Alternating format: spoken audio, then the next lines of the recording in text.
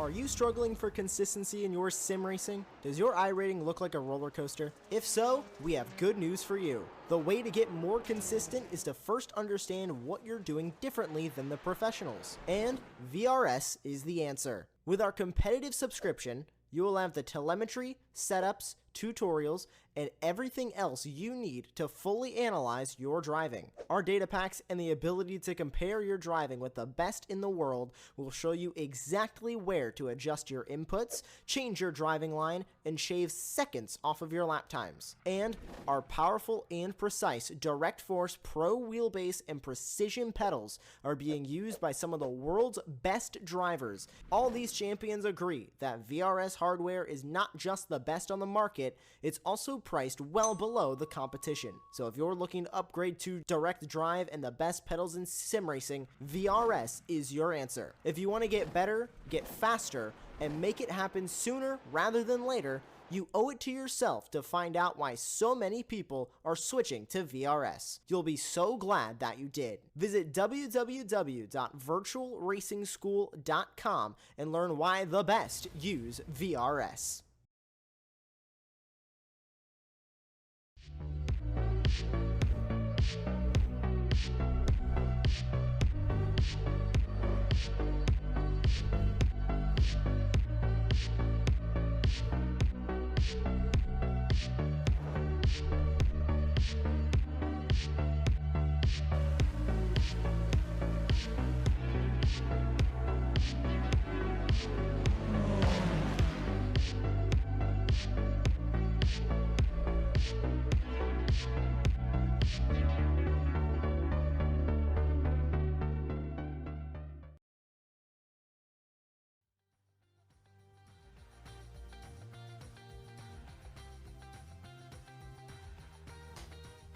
Hello and welcome, and it's that time of the weekend again, the Super Sunday doubleheader that is the Weekend Warriors.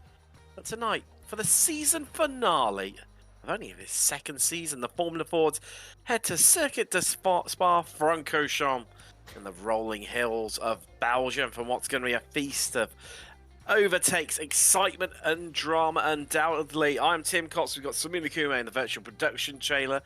Andy Thompson joins me as always, but before we get stuck into things, Andy, I'll start quizzing you about this one. Should we have a look at the championship standings coming into this final round?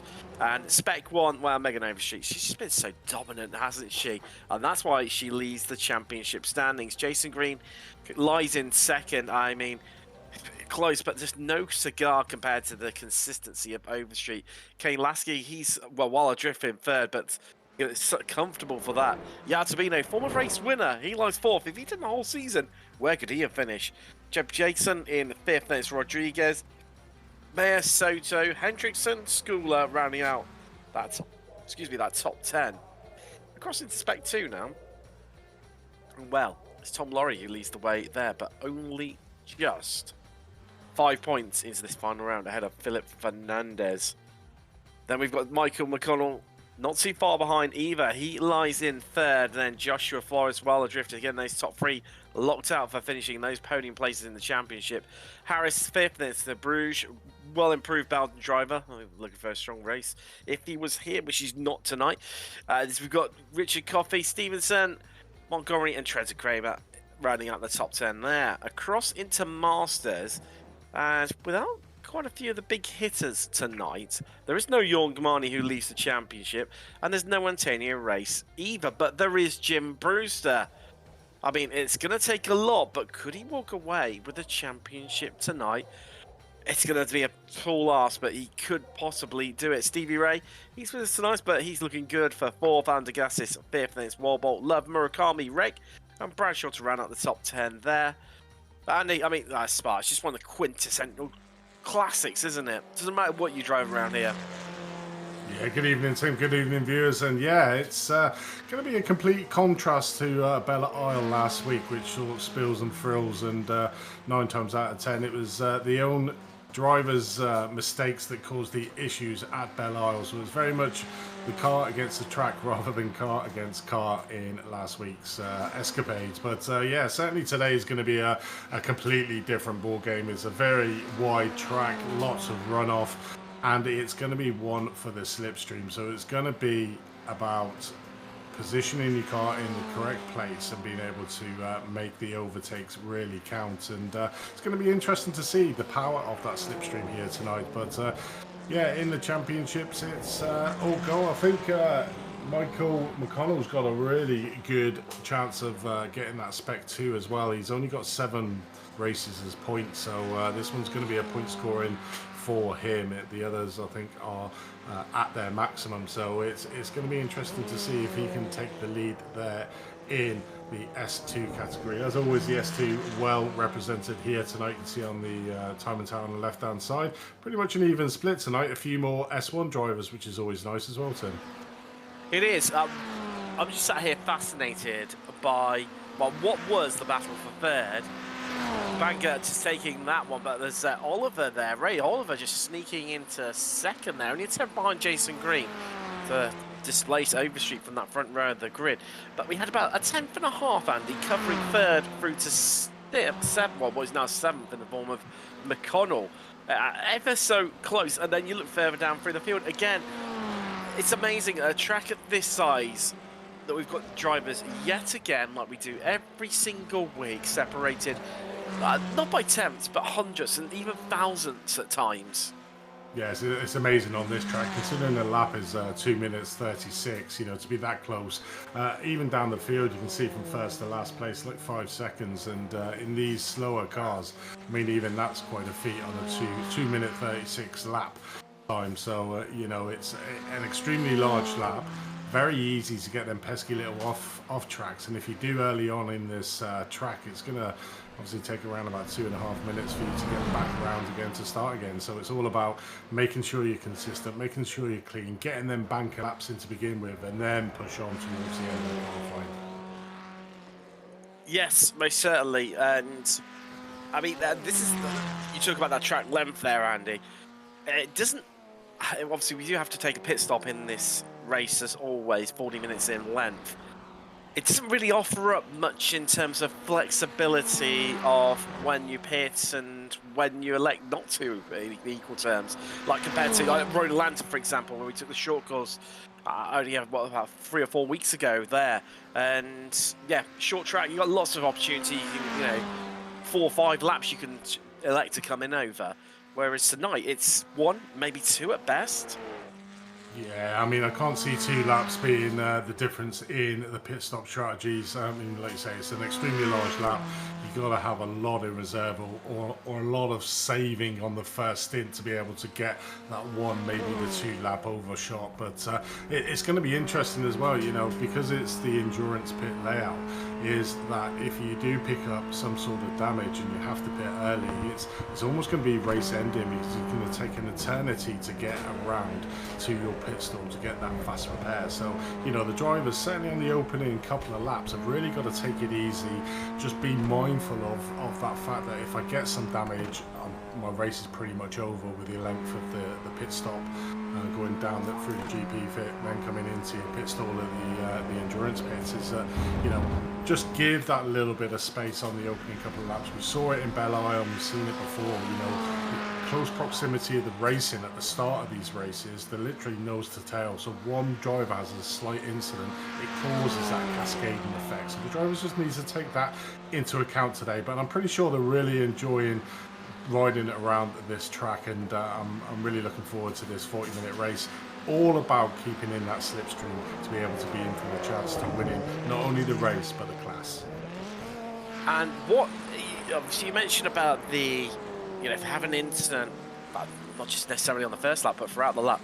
Short courses, you may elect to try and limp the car home, but here, it's a lot more tricky with that track length. What is the Thompson top tip? Do you try and just scrape the car home, or do you elect to go for that really lengthy, you know, jump to the pits and sit there waiting what's going to feel like an absolute eternity?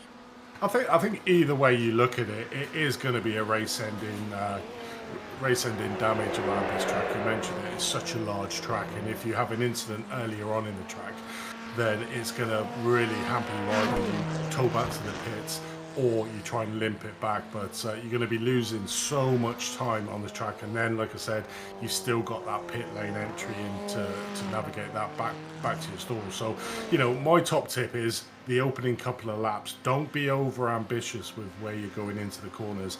Just try and keep it nice and smooth. Be as predictable as you can with the drivers behind, and always anticipate that the driver in front is going to spin. And then after a couple of laps, when you get a little bit of a gaps within the field like we naturally do, that's when you can start pushing on. If you start pushing on too early in this race, it could end it very early on.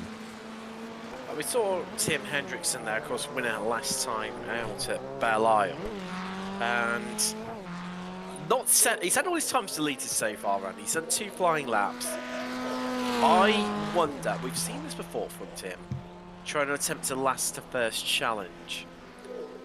If he does that, can he? I mean, you could argue this is probably a good place to try and attempt something like that. You know, a nice, wide, expansive track.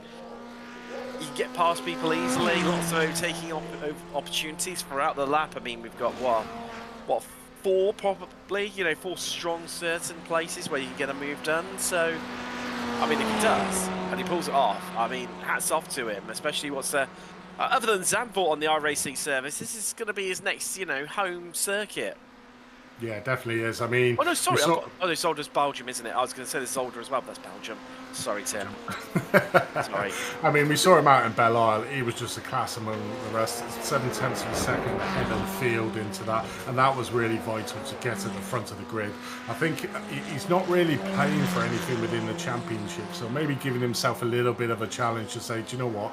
Let's go from the back to the front and see how far forward I get. And if his last week was anything to go by, you know, he's got a real good shout. Certainly if he's that far ahead of the rest of the field. We can't really see with his qualifying time what sort of pace he's actually doing, but you just know he's going to be a quick driver if he doesn't put the time in before the end of the qualifying, which is up in 3 seconds.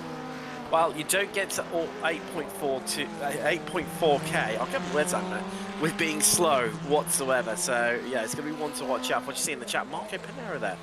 Hello. Look forward to seeing him later on in the SRF Weekend Warriors. That's coming up in for about an hour and 3/4 time.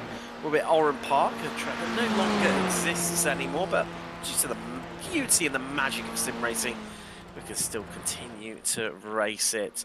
As you mentioned, checkered flag is up. Drivers able to complete some of their laps, and we have a good lengthy wait here. Well, we've still got 3 minutes 20 left on the clock. So I know we're going to have a short run to the pits here. It won't be the full lap. I would assume series organizer Stevie Ray has set it like that. So I'm going to gamble here, Andy, and we'll go through our sponsor reads as Tom Laurie's just been locked up there into La Source. First off, we've got PDA, or Precision Driving Analytics, given by their full name. Now, Ray Phillips has over 30 years of experience in motorsport and race open wheelers for almost 20 years of that time. But he's found a new passion in helping others go faster and perfect their craft. And that's what Precision Driving Analytics was born out of. You can fill the role of data and race engineer, or also as a driver coach, helping others get the most out of their data and video systems. Now, Ray was a data engineer and a driver coach for a 2019 championship-winning Ferrari Challenge team. Now, PDA also sells a wide range of data and video equipment, looking at everyone from high-performance education drivers through to professional drivers, or even a race team with multiple cars and drivers. No matter what you choose, customers get the information they need to go faster on track, as well as having a good time. PDA not only helps in the real world, but also helps sim racers to go faster while staying within their limits. And you can find out more about Precision Driving Analytics by heading across to, well, you guessed it, PrecisionDrivingAnalytics.com. And then we've also got Arrive Drive Motorsport. Now, welcome to your ultimate racing experience. Arrive Drive Motorsport is a full-service road race prep shop specialising in Formula and sports races. They're now offering full Arrive and Drive services in F1600, F2000, F1000 and S5000, or even your own car. Now, you're ready to take your driver development to the next level. Well, from everything from F1600 to V8 open wheel monsters, Arrive Drive will maximize your potential and accelerate your development with up to 100 races per year in up to 6 different race cars. Are you ready? Well, head across to arrivedrivemotorsports.com to find out more. And well, I've only got 3 drivers left out on track, just trying to get in these last moments and try and perfect their lines and braking points. We'll get to find out who's going to come out on top here. This is one of the key overtaking points, isn't it, Andy? I still call it the bus stop chicane. That's showing my age. The bus stop section fully gone. It's just a chicane nowadays, but it's really tricky, isn't it? That middle part where the circuit just elevates up quite a bit. Not Laguna Seca levels of elevation change for a chicane, but even so, it's really noticeable. Yeah, 100% it is. It's always going to be an opportunity to try and dive down that inside into the last corner. Certainly if it's the last lap as well, you know, you're going to put it all on the line there. But it's going to be a risky move, and you're always paying on the other driver to give you that space coming into just past the apex of the corner. So it's going to be an interesting one to see what we do have there. But in its entirety, it's going to be an interesting race, totally. Overall in the race today, so I'm really looking forward to it. It's a great race to finish a 12-season race on. It most certainly is. And as we just transition across into the race session, here is your grid for the final time this season. Jason Green is clinching that last pole position. Ray Oliver, the man from Down Under, joins him on the front row. There's championship leader in Spec 1, Megan Overstreet, joined by Christian Kabanica. Trenton Kramer, your highest qualifier in Spec 2. He's got Max Zerbs next to him, an All-American row there.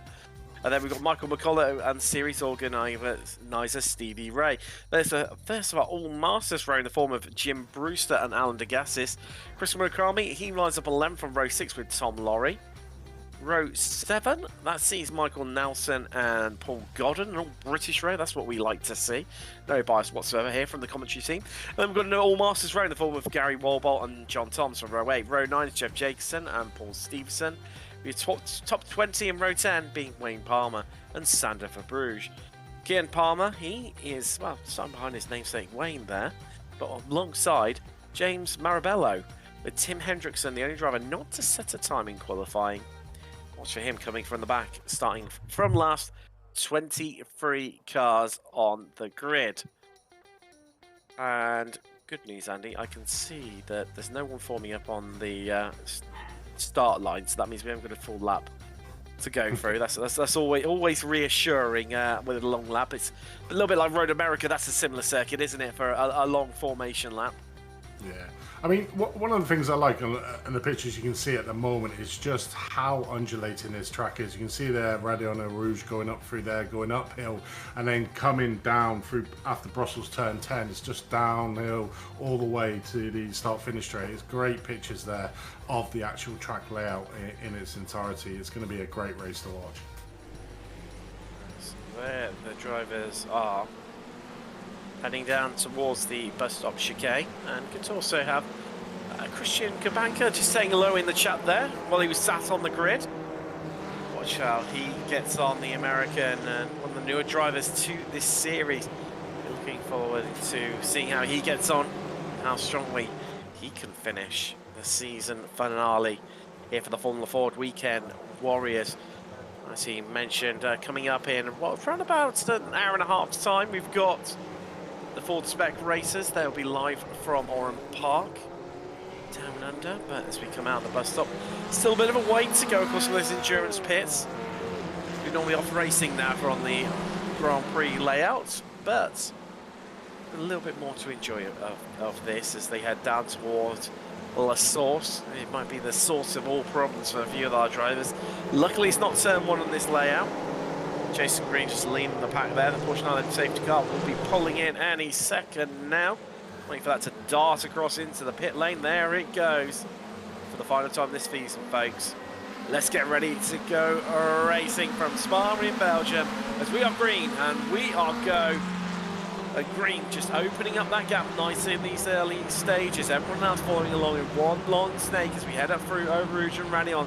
for the first time this evening. Bit of 2-wide action going on in the background there, but already our top 5 just seem to open up a bit of a gap there. We're looking at 2-wide, we're looking at 3-wide potentially, as I can't work out who that is. He's just trying to sway around, trying to find some clean air to slot the car in the middle, but up in front, Overstreet trying to get up into second, can't do it. Ray Oliver holds on to that one. We've made it through, luckily, this early stage, Andy. Yeah, we have all the drivers taking it nice and cautious, setting up through Radionel Rouge for the first time. You know, it can be treacherous with the cold tyres, as we see Sandover Bruges just making it slightly wrong through the Coombs coming out there in turn 9, coming down into turn 10, but no damage done. But a couple of cars side by side coming through Brussels here, coming up to No Name. It is Tim Hendrickson, who has already made light work of a few cars, and I think your call earlier on to try to get from the back to the front is certainly the aim of the game here, as we watch as it comes down to Pouon for the first time, just on the inside of Gooden. Well, that Zerb's off, Andy. That's Matt Zerb, who's just off there on the outside of Pouon. Well, not what he would have wanted whatsoever. Had a strong qualifying and well done. Chris Murakami as well. Something's happened to him too. I'm not sure if he made the start, but yeah, as you're saying, Andy, Tim Hendrickson making light work. Already at 9 spots into 14th, having started 23rd. Yeah, it definitely is, and he's certainly on that track from last to first as he goes past Jacobson here. A little bit of sliding motion coming up the end with another driver at the back there. John Tom's taking it extremely wide, coming through turn number 16 out of the Porfray corner there, coming up to Blanchimont, the very quick corner. And I'm pretty sure in these cars they'll be literally going flat out the majority of this track as well, so it's all about that slipstream and effect of how they do. But Green at the moment still keeping the way, Oliver and Overstreet, so the top 5 are still in the same positions that they started. All the movement is in midfield. You can see there Tim Hendrickson up 10 places from where he started, and the next biggest gain is 3 places with Gary Warbolt, Kieran Palmer and James Marabello. So only 3 places. Jim Hendrickson at the moment lighting the advantages and position gains on the timing tower. So really a man on the mission, already up to P13. Definitely a man on the mission right now. How many more places can he climb? As you mentioned, Andy, that field just started to spread out, and oddly, our top breakaway group tend to remain in one long line, but they're not doing it this evening as Ray Oliver to the inside. He's going to take the lead surely here. Les Green has a reply. Green could lose 2 places potentially. As Kabanka just has a bit of a look. Just has to back out of it there. Overstreet going to look to make a bit of a move. Can't quite get it done. Has to back out of it there. Besides, oddly, a bit of a shuffling around process going on in this top 5. We don't tend to see that. No, we don't. But this is sort of the track with the slipstream. The slipstream is going to be so strong. I mean, the Kemmel Straight in a GT3 car is a long straight, but in these cars, which are a lot slower, it's going to take an eternity. Certainly, if you're the front gunner as such, you're going to be an open target from behind. And we saw there, you know, Jason Green, who was running in first place, get easy pickings for Oliver to be able to take that first place, and he loses another position there to Gabanka there, who takes up second place. So Jason Green at the moment 2 places down from where he started, but very early on in this race. And like I said, the slipstream effect, certainly when you come out of turn 16 as well, coming up to Blanchimont, that's another, pretty much you could count it as a straight in these cars. So they've got 2 really long straights to be able to tackle and get the slipstream effect. And like you were saying, the bus stop, because it's the end of this, what we will call the second straight, even though it's corners, but in these cars they will go in flat out. It gives that opportunity for the inside line. So the front person in the train just needs to cover off that inside line coming into the bus stop, but that will compromise the speed on the exit. So it's a bit of mind games at the moment. You really don't want to be in the front position because you're really just an open target for the drivers behind. You can just see them here, the 5 cars literally nose to tail, just jostling all around the track. We've had our couple of laps, so the tyres have been nice and warm at the moment, so therefore they can really start to race now and take a few more races. We can see that Hendrickson coming up into P9, just trying to get on the inside of Brewster to try and track him down here. But I mean, wow, up 15 places from where he started. He's going to have a bit of a struggle when he gets to the front of this group, though, because you can see in the timing tower the gap between 5th and 6th is around about 4 seconds. So he's not going to have the slipstream effect, so he's going to have to do it by complete driving ability to try and close down that gap, which is going to be super hard when the 5 cars in front have all got the slipstream from each other. And we'll just have a look at Christian here to have a look at the power of that slipstream coming down here, the Camel Straight. You can just see, just closing up. You normally see in the GT3 cars coming at the end of the straight, but in these little Fords, it's right at the start of the Camel Straight. You can see that overspeed. You can see the power, and you can see Carvana taking the first position here at the end, and relatively easy. And looking at Megan Overstreet, looking down the inside, that was a very ambitious move there, but you can just see the power of that slipstream in these cars down that Camel Straight.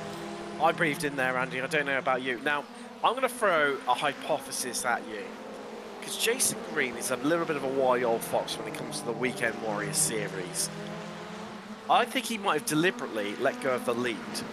Because, as we've known, we've seen time and time again, when you're leading, you cannot feel safe because everyone else is sitting behind you in your draft. I wonder if he's just gone, do you know what, yeah, you have the lead, I'm going to sit behind you, and I think we'll find out for definite over the next few laps whether that's definitely going to be the case or whether it's a difference in race pace between our top 5 right now, as they're a little bit spread out for the first time this evening. Yeah, I mean, it is. It's going to be extremely powerful, the overstretching the pit lane, so going that extra 1, maybe even 2 laps. It's going to be really strong at this track because the front runners are, like you said, cutting the air for the rest of the pack following on. But as you can see here, Christian Kamanka's really thrown down the gauntlet, already 7/10 of a second ahead of Ray Oliver.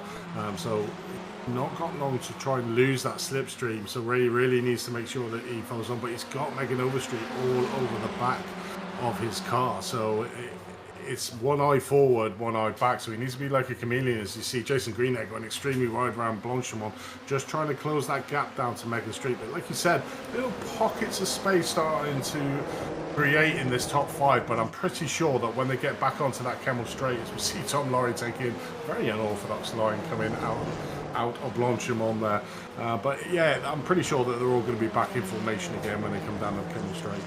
I think they are. And it'll be interesting to see, well, you'll get to see just how much that gap evaporates between Oliver and Kamanka. Well, it's already down to 3/10 in fact, Andy, so already happening now. Quick question, is Hendrickson cratching the group in front? Now the answer to that, yes, he is. He's taken around about 6/10, maybe 7, actually about 7/10 out of Kramer. And that's a little bit helped by the fact that the top 5 have spread out a little right at this stage of the race. Just to see Ray there trying to get the push on, but up in front, you can see a change from the lead. Oliver on the right-hand side of the screen with Overstreet just tucked up behind him. Kabanka trying to hold that inside line that you talked about, Andy, and Green falls to the back of the pack alone, Trayton Kramer in front of him. I mean, he's fuel saving this. Oh, bit of a moment there for Trenton Kramer, and he's just about managed to collect it somehow, some way. Yeah, he managed to save that, but Jason Green probably had his heart in his mouth there, seeing that car in front of him just slightly twitch out the corner, but managed to get around safe. But I'm just looking at the speed of Tim Hendrickson at the moment. His last lap was a 2:36.69. The quickest in the top 5 was a 2:37.252. So you can just see the speed that Tim Hendrickson is catching. Yeah, he probably had a bit of slipstream there, and now he's out on his own. So this lap is going to be interesting to see the lap times, because Tim Hendrickson, you just see him at the back of the screen here. Just see how his lap time compares to the front 5, but at the moment it seems like he's a man on a mission. Certainly one not fuel saving driver there at the back, but you know, to start at the back of the grid and move himself up is certainly no mean feat, and it's certainly on. So there is McDonald trying to make his way past the Gassis, and those two side by side, still side by side in fact, as they finally sort themselves out. McConnell just dipping in behind the Gassis. That gap, Andy, Tim Hendrickson, he's got it down to 2 seconds. I mean, that's how much he's really pushing. So clearly no slipstream, not affecting him. But these two will not leave each other alone. This is now its advantage. McConnell, he's back out in front on the run down towards the bus stop chicane. Practically drifting here through Blanchimont there. As who's going to be the last of the late breakers? McConnell covers off that inside line just to, right nearly into the back of him, but in doing so, he's got ahead of Degasius, who in as many corner complexes has lost as many places. Yeah, it definitely is. And McConnell, like we said at the start, has only got 7 scoring races at the moment, so this will score for him tonight. So he is really trying to secure that S2 title, and at the moment doing a great job leading what would be the second group here. McConnell at the head with Ray DeGassis, Laurie and Brewster, with Nielsen just off the back end of the group there in the back of the picture. But this is your second group that are currently watching. The first group at the moment, Cabana, Oliver, Overstreet and Green and Kramer, with Hendrickson, as you can see in the timing tower, trying to just get onto the back of Kramer's car. But great view here. Whoa, unorthodox out there by Ray going onto the grass.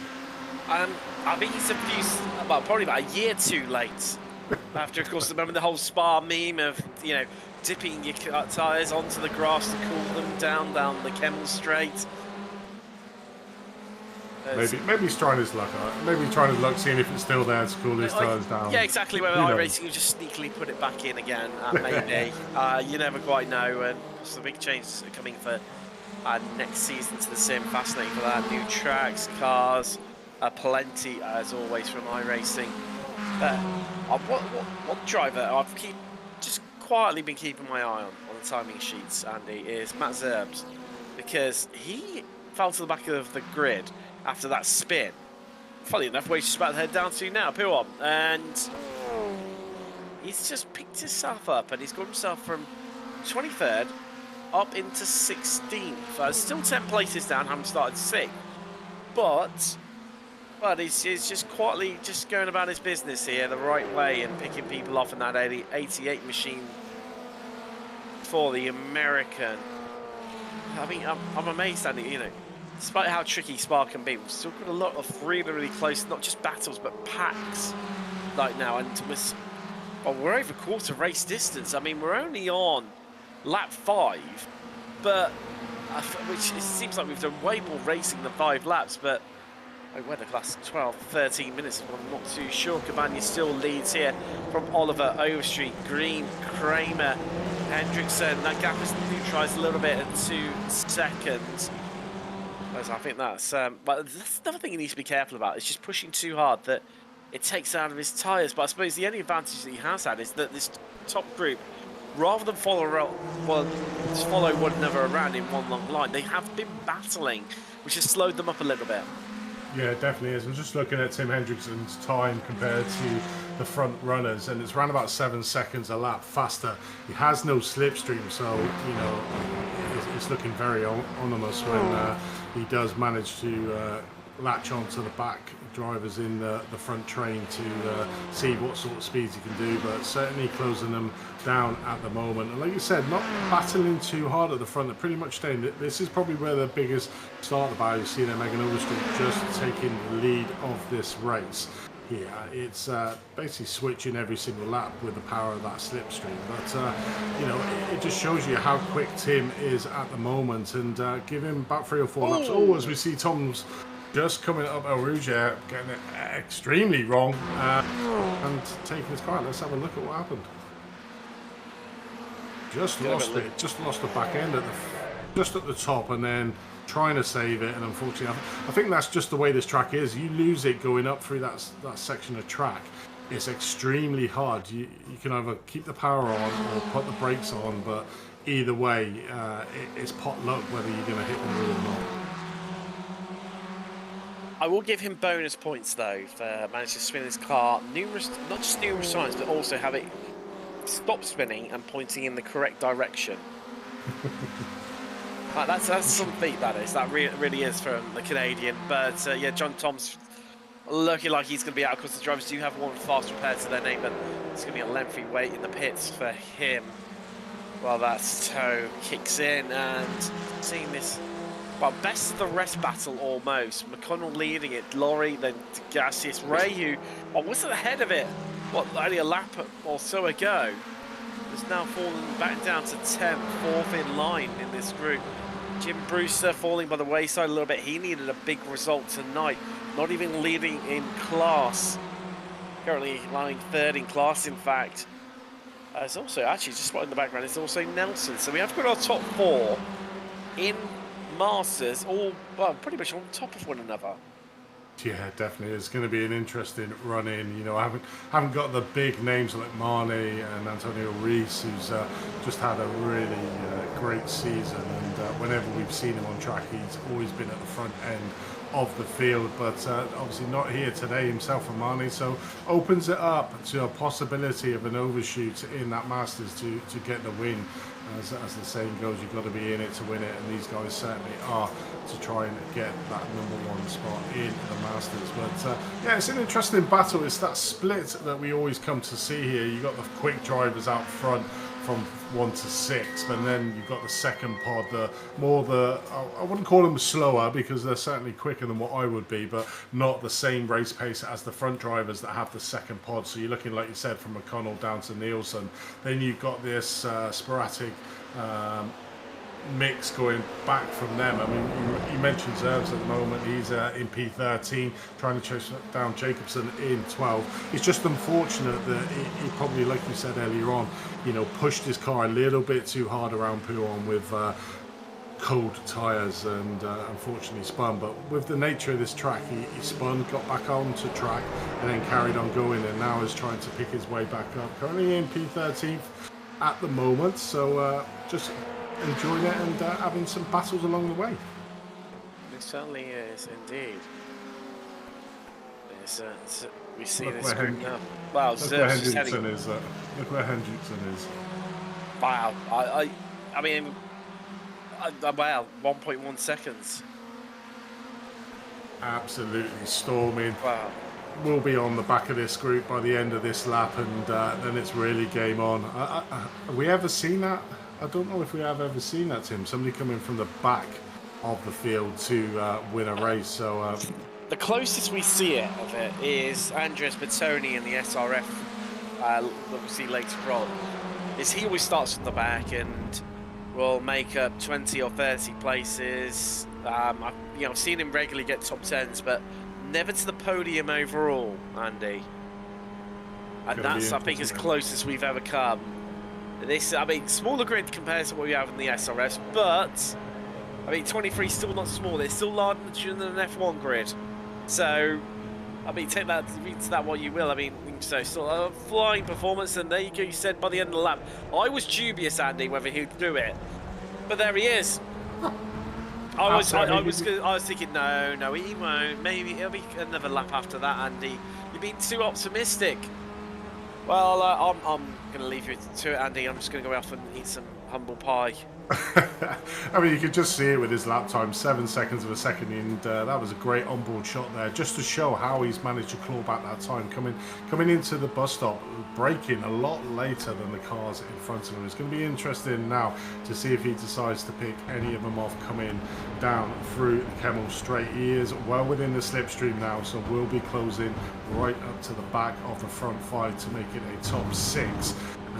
And that makes it even more interesting coming around this track in Spa. Having 6 drivers at the front. These 6 well ahead of Tom Laurie in 7th place at the moment. Look at that. I mean, look at that. How far back. He brakes a lot later than the rest of the field. He's just got to be wary now of he won't be able to do that with the close proximity of the cars, but he will certainly, I think, make light work of these and get behind Megan and maybe try to do a little bit of fuel saving, because he certainly hasn't fuel saved up until this point, and that could hurt him. This sort of pace, Andy, does he need to fuel save? And that's the big question. As Marabello into the pits, of course we saw Ray into the pits earlier. I mean, I don't think he really even needs to worry about it. He just needs to go out there, have fun, and just keep doing what he's doing. I mean, last time around, Andy, a 2:36.2 from Hendrickson. The next fastest lap, there's only one driver driving the 2:36s, and that is Overstreet, and hers was a 2:36.8. And that was their best. That wasn't even last time around. The rest of this top, well, it's now top 6, in fact. The next lowest time is a 2:37.1. So he's nearly, he's 7 or 8 tenths faster. So it's 236.28 versus 237.10. Insane, isn't it? And that's against the third, the second fastest that doesn't include him in this group. That's frightening. And that was with no slipstream. That was with no slipstream as well. So imagine what he'll do with a little bit of slipstream. Certainly up that chemistry. Look at him just going down the inside. Is he going to get 2 spots here? Taking that inside line into the bus stop alongside with Green there. Just 2 for 1 there. Is he going to be able to make it stick? Yes, he is. He's going to have the speed on the outside. 2 for 1 up to 3rd place. Well, I think come the end of the Kemmel Straight, Andy, I think prediction time, does he take the lead? Or is he going to have a bit of a track blocked here between Kabanka and Overstreet? I think realistically, it's not if, it's when he will take the lead, but can he do the power of it? Oh, Hendrickson, well, there you go, he's into the pits. Yeah, he's decided to just pit in slightly earlier. He probably feels that he's faster on his own. I mean, we certainly saw the speed that he was doing. That last lap there for him was a 1:36.28.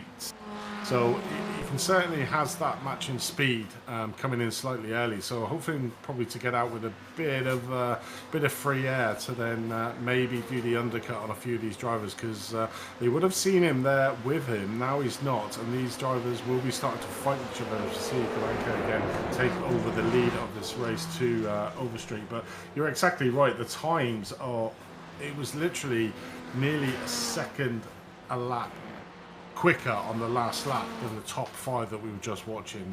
The guy has got some pace in these Formula Fords, so it's going to be interesting now. So he is now on his run into the checkered flag, currently 22 minutes into this 40-minute race. It's going to be interesting now to see when the rest of them pit and where he comes out in relation to them. But yeah, it's game on now, I think. I think it is. I think maybe it's a bit of tactics from him that, you know, if he got to the front, he would have towed all the others along with him, potentially. So by him pitting this early stage, well, earlier than everyone else, he's shown he doesn't need their help whatsoever. So clearly get in the pits, fuel up, come out into some fresh air, or even pick some people off. I mean, he was catching up with this lot while picking people off. So yeah, it's game on, isn't it? It really is game on. In fact, where has he come out in? Let's have a little look down. 14th is the answer to that one. And look at that, he's got a nice healthy gap of what was 12 seconds, now already 11. It's a Palmer in front of him. That's Kian Palmer. He's had a good race as a young Brit. He's up 8 spots into 13th. There he is. Another newcomer to the series. Certainly is. It's going to be. I mean, even with his pit stop, he's up 9 places from where he started as Tim Hendrickson. So it's going to be interesting out on track to see what he can do overall. Clearly the fastest driver out on track, but it's good to see the lower half of the section going down. It's always good practice. You know, these cars are very tricky to handle, and hopefully they'll come back next season as well, because it's been a great season to commentate and to watch on, and it's just all good experience, certainly for the new drivers in there. You know, just picking some benefits off the rest of them, as we see the leader Christian Kabanka coming in for his pit stop. So this will give us an idea of what the outlap of Hendrickson is compared to the front runners, because this is our leader coming in for the pits.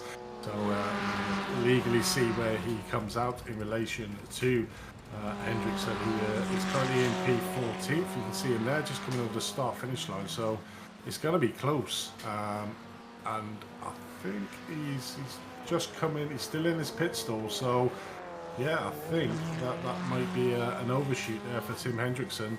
I think you can just see at the bottom of the screen, that's another driver coming in, that's Palmer, and there he goes, he's off, but he does have to navigate through the little bends coming up through Radiona Rouge, and you can see there Tim Hendrickson at full speed, going up, just making the pass there, and pipping the first place driver out of the pits. And going to be interesting to see if the rest of them are going to follow suit now and maybe come in for the pits. But look at that lead he's got already on that. Even on his outlap, it was a super quick outlap. Wow, that could be the race-defining moment there for Hendrickson. Taking the lead. Wow. Absolutely amazing stuff. Never fails to amaze me this series. You know, you think you see it all and you see something new each and every week. So, this is now basically the race for second, isn't it? It's like the Formula One, you know. Hendrickson is Red Bull. He's gone. He's off into the distance. It's that battle for second, the best of the rest. Who's going to get it? Green, Overstreet, Oliver, Kramer, or Kabanka? Let's find out. Who's going to pit in as well? I mean, even by Weekend Warrior standards, Kabanka and Hendrickson have both pitted very early. You know, I would normally estimate them, see these guys pitting, well, probably in about 2 laps time, based on our current pace. You know, somewhere around about the, well, maybe this time potentially, so we're on 26 minutes, just clicked over to. Maybe, you know, 28, 30, even 32 minutes, somewhere around that window. So they've probably got, yeah, a couple more laps left in them, potentially. Let's find out as they come around past the pits. Is everyone going to dart across in? Is everyone going to leave it late? No, they all carry out. Go for that light fuel strategy, low weight.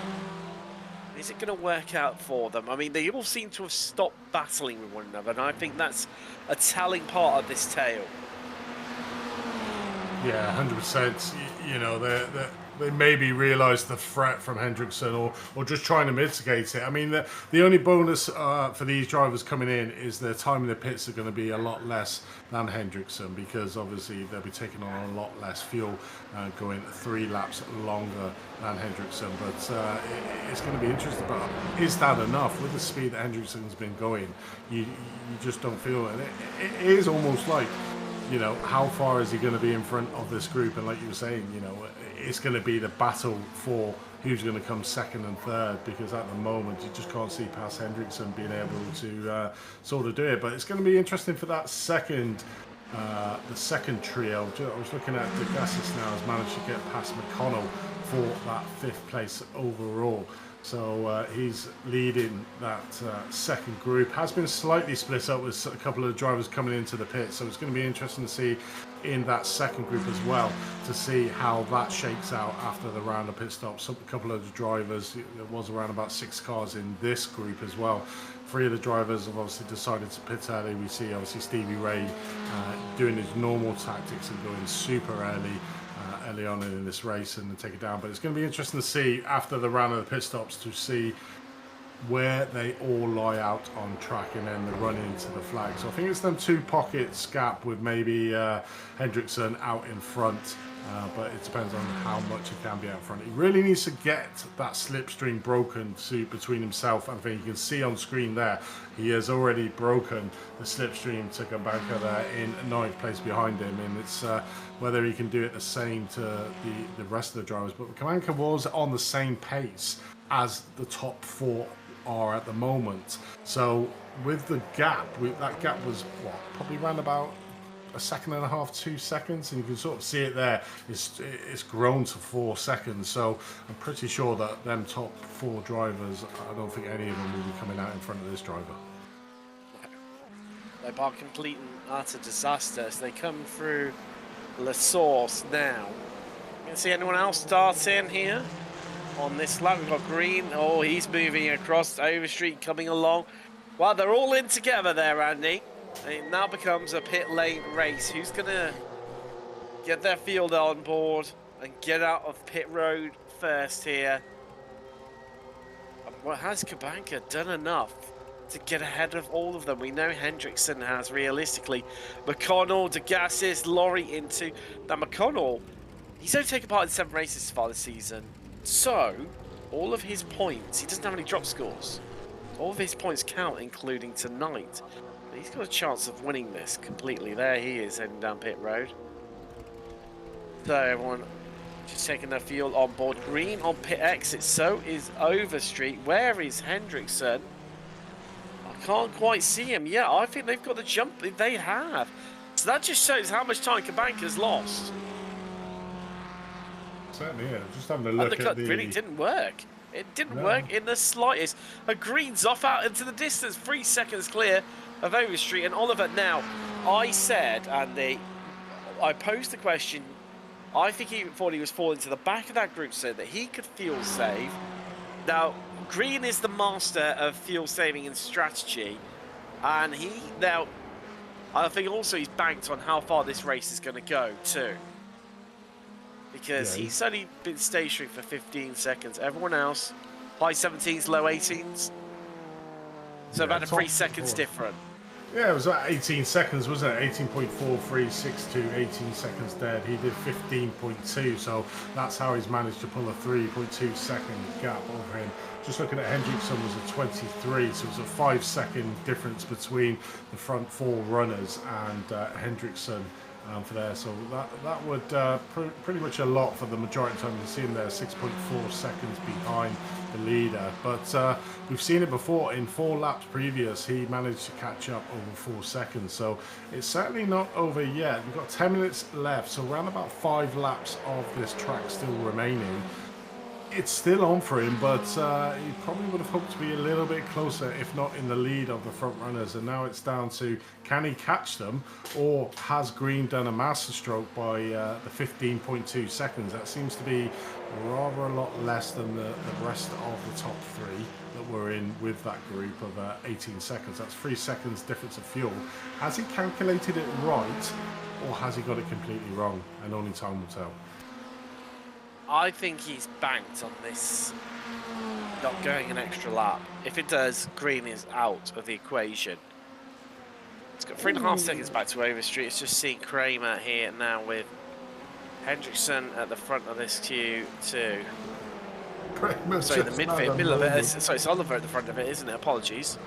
Yeah, you might have missed that, but Kramer had a really big moment there coming through Blanchimont. It almost got a car sideways. Managed to save it, did a great job of saving it, but that could have been a race ender there for Kramer, being the top of the S2, really trying to mix it up with these S1 drivers and doing a great job at the moment as we see him dive into the pit lane there. But that could have been a race ender crash there through Blanchimont. But yeah, it's interesting at the front. Just looking further back to the second group. Well, so hold on, Andy. Kramer's already been in.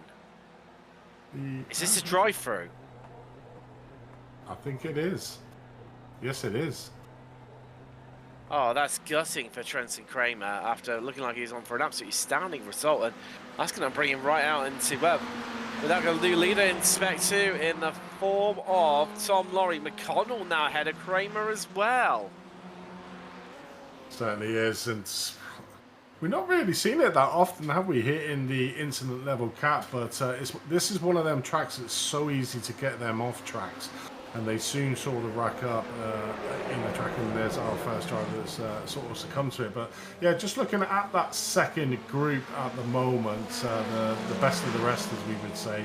Tom Lorry currently leading it in P6 there with Degassis in 7. McConnell, who's looking to try and take the S2 championship there, the third car in this trio, and just giving a little tap there to Degassis in 7th place, losing a little bit at a time. But that group has sort of thinned out a little bit, so the early undercut has certainly not happened. Obviously Kramer, we just saw him come through for a drive-through, but then you got Ray Brewster, who were at the front with that group, and you can sort of see there the timings, they're about 4 seconds off. So the early pitters have certainly lost out here tonight, and it's gone the way of the extremely late pit stops. It has, but I think, well, yes and no, because if you look at how far Hendrickson is behind, well, I suppose he's the outlier realistically. I suppose you've got to make a direct comparison between Green and Overstreet versus Oliver and Kabanka. However, I mean, Hendrickson isn't far behind Overstreet. Green has a 4 second advantage, well, 4.3 seconds to be precise over them. This isn't over. This really isn't over, and we're just seeing right now Gas is trying to get him moved on McConnell, biding his time here on the run down through Blanchimont towards the bus stop chicane right now. Who's going to be last onto the brakes up the inside, goes to Gassis, and is he going to get it done? Try to make it stick, locks up, snatches a brake, and screwed on exit. He's not going to get the place, and he could even lose this to Tom Lorry potentially. We head down towards La Source now. It's getting a little bit interesting. 5 minutes left on the clock. The business end of this race. But being at the front of this group, Andy, it doesn't pay, does it? Because all the way up the hill, you're giving the slipstream to everyone.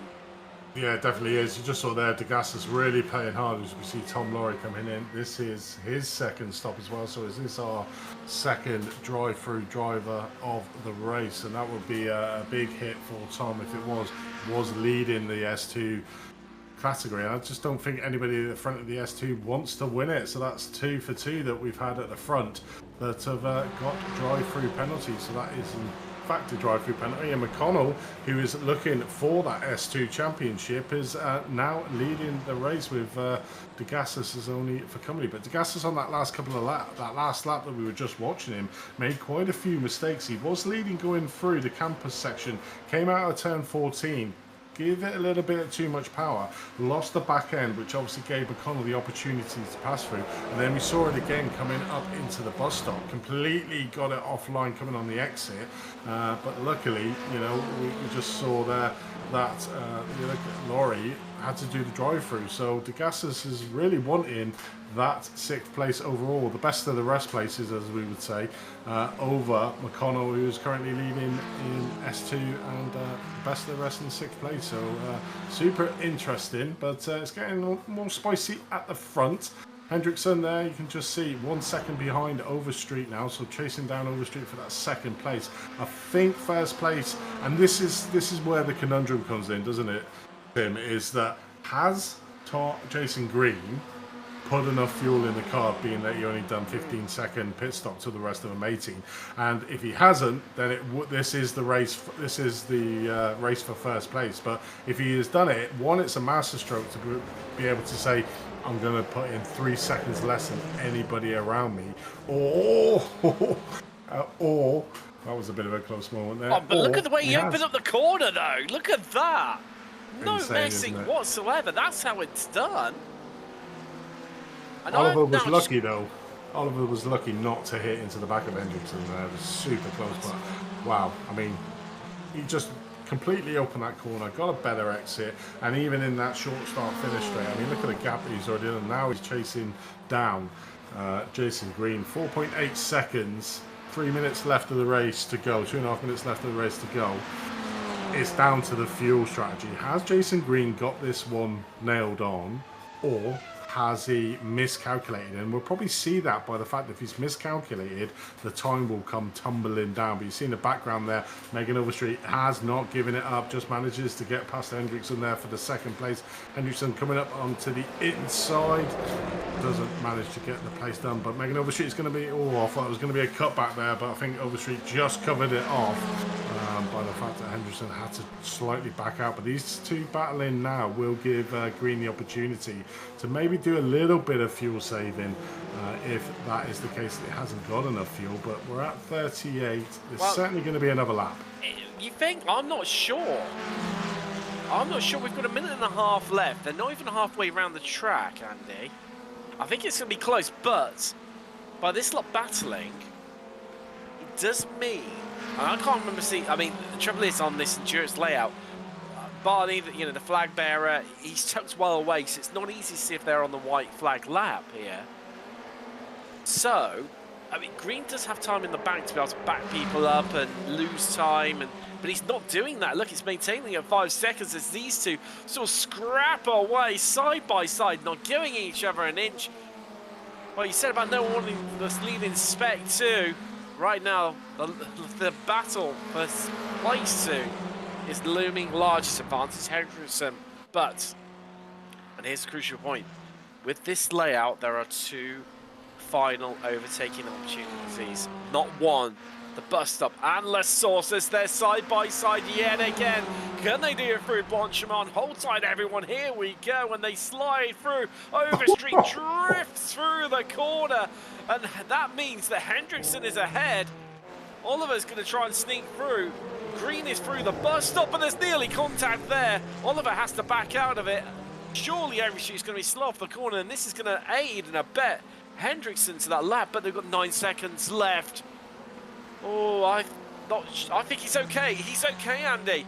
I'm looking ahead of us He to is. see if I can get an indication, and there's the victory weave. Jason Green, fuel strat to absolute perfection, wins here at the season finale at Spa. It was a great master stroke from the tactician there. Jason Green caught it just right. Literally seconds to spare to be able to go in over, but it's super win there for Green. That must be super satisfying. But we're looking further back in now. McConnell and DeGassis. Oh no, and DeGassis spins it on the last corner. I think he is lost out to Ray and Kramer as well. So slight little mistake there. Season down 2 places to P9. Obviously fighting super hard with McConnell there for P6. Ray and Kramer just sneak through. Kramer there we saw having a drive-through penalty. So a great recovery there. And showed his speed to get the P8 overall. DeGassis probably kicking himself there. He had that P7 in the bag, but unfortunately had a slight issue coming around the source for the last corner before coming over the line. But I mean, Green, you've got to give it here, but I mean, you've got to give it to Hendrickson as well. The back of the field up to second place. It's just that master stroke from Green that really gave him the win of being 3 seconds under the rest of the group, because Hendrickson still managed to catch and overtake the rest of the top group, as in Overstreet and Oliver. It was only because Green fueled his car by 3 seconds to the rest of the field that he has managed to get this race win victory here today. But take nothing away from Green. It's a master stroke of tactician in the pit. Andy. You say that. He only underfueled by 3 seconds. He won by 5.4. I mean, I think Hendrickson and Overstreet were tripping over themselves for the last couple of laps. True. And you saw how close they were. So there was a lot of time lost between them two fighting for that second position. I think they really knew at that stage it was going to be that. So it was very much battle on for second place, I think, on that side. So I think the timing is a little bit exaggerated. He did have a 4-second gap. I'll give you that. But it was the tactic of that pit stop that really gave Jason Green the win there, I feel. It was indeed. Seeing in the chat, like saying, McConnell, let's go, yes. What a win for him in Spec 2, 6th overall. Marco Panarin saying, well, he misspelled it with God Race and then corrected it to Good Race, but I think actually God Race was probably more applicable for what we had here in the season finale. Formula Ford Weekend Warriors. As there is James Marabello coming across the line. We can get your results very, very shortly, and then we'll be chatting to a few of our drivers. Unfortunately, a bit short on time tonight, but let's wheel through the main ones. Green, your winner. Hendrickson nearly did the last of first challenge, but just came up one short in the end, but secured second. Overstreet third. Oliver Kabanka well down in the end. McConnell secured victory in Spec 2, and I believe could well be the championship. Stevie Ray, your winner in Masters. Then Trenton Kramer second in Spec 2. DeGassis second in Masters. Brewster rounding out the top 10. Paul Godwin completing that podium in Spec 2. And, well, as we're short on time, we'll read through everyone today. Let's have a quick chat to some of our drivers quickly. First off, race winner, a master tactician, Jason Green. Wow. Clearly someone's been practicing and working on this fuel strat yet again. Well, I actually didn't do any prep for this race, so, and I actually ended up taking too much fuel. So, yeah, I think it was more of a case of being less wrong than everybody else. Well, I mean, where's that tip effect? I mean, when you came, I mean, you must have seen what Tim Hendrickson was doing and how he was catching you guys. It must have been a big worry to you. Well, I mean, as soon as I saw Tim enter the race, I knew it would be a battle to stay in front of him. So luckily, he gave us all a big handicap in starting from the back, and I think not starting with a full tank of fuel and things like that. And even then, I was barely able to stay in front. So.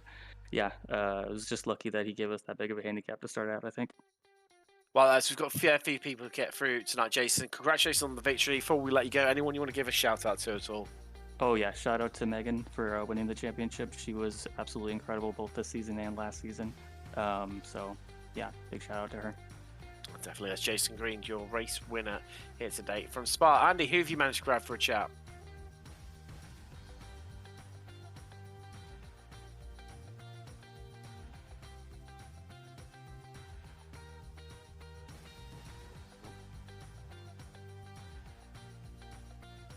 I think Andy might. Oh, there Yeah, we go. sorry, I was on mute. I did the mute. Megan, welcome to the booth. I'm sorry about that. Again, finishing in the top 3. Congratulations on winning the S1 overall. How was that race for you?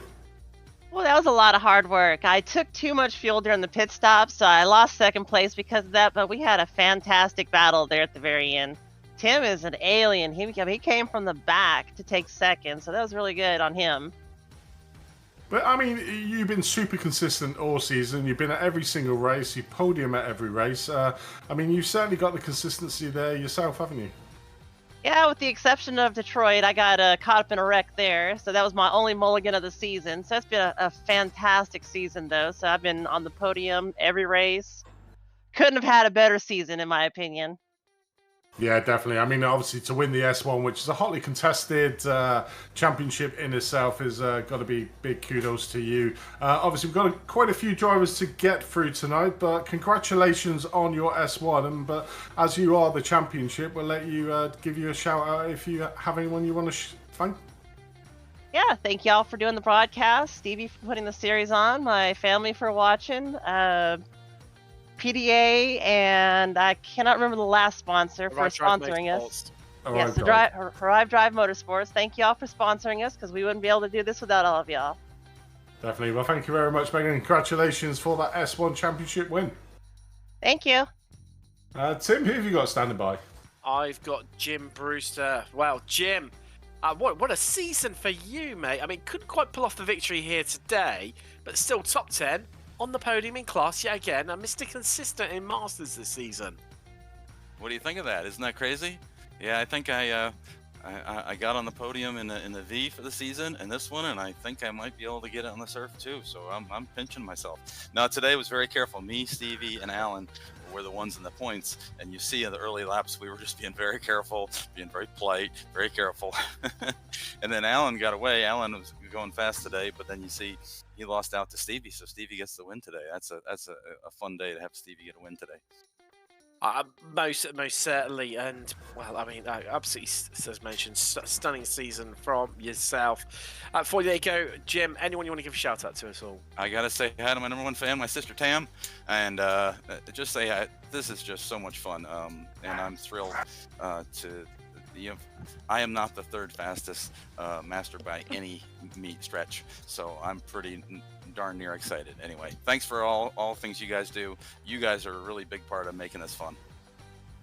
No problem at all. That's Jim Brewster, finished 3rd in class here today from Spa. Andy, who have you managed to grab? We managed to grab Trenton Kramer. Trenton, welcome to the booth, mate. It's a story of what could have been. You know, leading the S2 for a large portion of the race, and then pesky off tracks finally caught you in the end.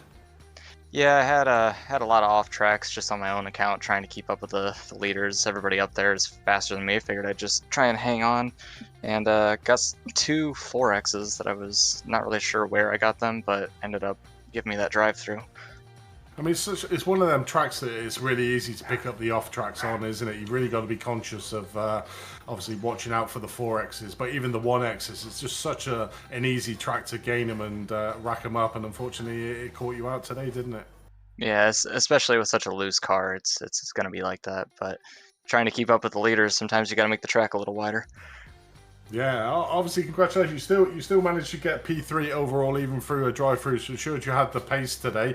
But overall, have you enjoyed the season? Oh yeah, I try and get here as much as I can, and really enjoying the season. It's always good competition. Doesn't matter if I'm fresh off the skillet with some practice and qualifying sessions, or if I jump in just first time in a couple of months. There's always somebody to battle out here. Definitely is. Well, congratulations on your 3rd place overall. You know, commiserations probably not for getting the 1st place, but yeah, overall it's been a good season for you. But thank you for joining us in the booth, mate. Yep, thanks for your time. And there was Trent and Kramer there. And Tim, who have you got standing by?